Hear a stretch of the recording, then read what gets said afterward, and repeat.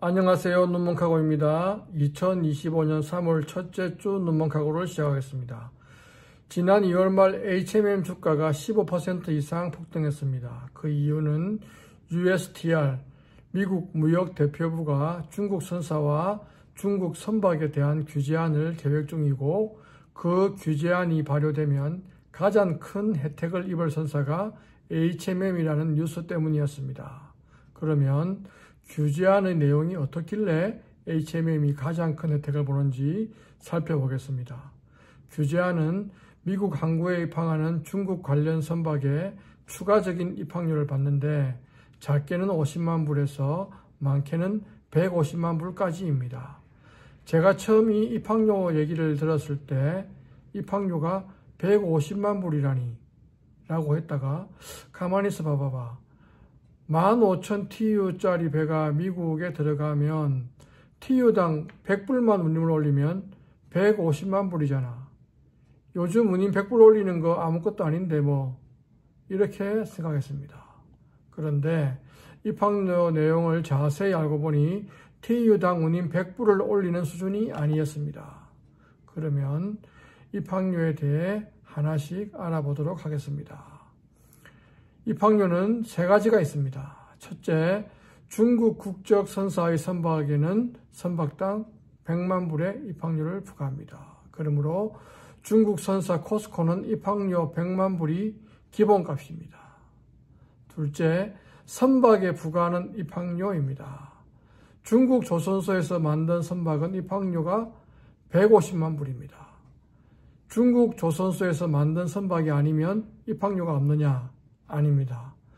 중국 조선소에서 만든 배가 아니더라도 그 선박을 운용하는 선사가 보유하고 있는 선박의 50% 이상이 중국 선박이면 선박당 입항료가 100만 불 부과됩니다. 25% 이상이면 75만 불, 25% 이하면 50만 불입니다. 셋째, 중국 조선소에서 만든 배가 없는 선사라면 입항료가 없느냐? 또 그게 아닙니다.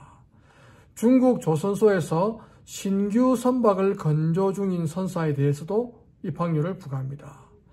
신규 발주한 선박의 50% 이상을 중국 조선소에 주문했으면 입항료가 선박당 100만 불 부과됩니다. 25% 이상이면 75만 불, 25% 이하면 50만 불입니다.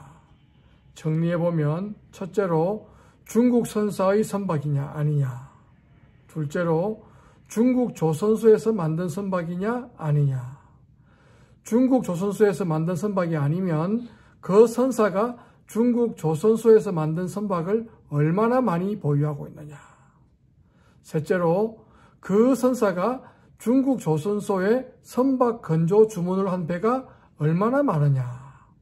이렇게 세 가지 항목을 따져서 입항료를 부과하려는 규정을 준비하고 있습니다. 그러면 각 주요 선사별 중국 조선소에서 만든 선박을 얼마나 보유하고 있는지, 중국 조선소에 얼마나 많은 선박을 주문하고 있는지 살펴보겠습니다. 표를 보시면 선대 내에서 중국 선박이 차지하는 비율은 중국 선사 코스코가 42%이고 나머지는 다 25% 이하입니다. HMM은 0%일 줄 알았는데 벌크 선박 중 일부가 중국 조선소에서 만든 배가 있어서 1%라고 합니다. 그리고 신규 주문한 선박 중에서 중국 조선소에 주문한 비율은 중국 선사 코스코는 100%이고 대부분 50%를 넘는데 에버그린이 12%, HMM과 양밍은 한 척도 중국 조선소에 주문하지 않았습니다. 그런데 더 큰 문제는 이 세 항목을 각각 따로따로 누적적으로 적용한다는 것입니다. 그래서 중국 선사 코스트코의 경우 중국 선사이므로 입항료 100만 불, 중국 조선소에서 만든 선박이면 150만 불, 중국 조선소에 신규 발주한 선박이 100%이니 이 또한 100만 불, 최대 350만 불의 입항료를 내야 하고, 만약 이 선박이 미국 항구 2군데를 입항하면 입항료가 최대 700만 불이 됩니다. 40피트 컨테이너 7,000개를 싣고 간다면 컨테이너당 1,000불의 입학료가 부과되는 셈입니다. 다른 선사의 경우는 중국 선박 비율이 25% 이하이므로 50만 불, 중국 조선소에서 신규 선박 발주가 50%를 넘는 선사가 많으니 여기서 100만 불, 총 150만 불이 부과됩니다. 두 군데 항구를 기약하면 300만 불, 세 군데 항구를 기약하면 450만 불이 됩니다. 40피트 7,000개를 싣고 가는 배라면 대략 컨테이너당 450에서 650불 입학료가 부과되고 선박이 작으면 작을수록 그 금액은 더 커지게 되겠지요.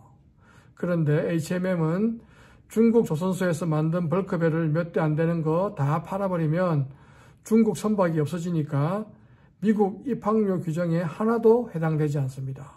그만큼 운임 경쟁력이 높아지게 됩니다.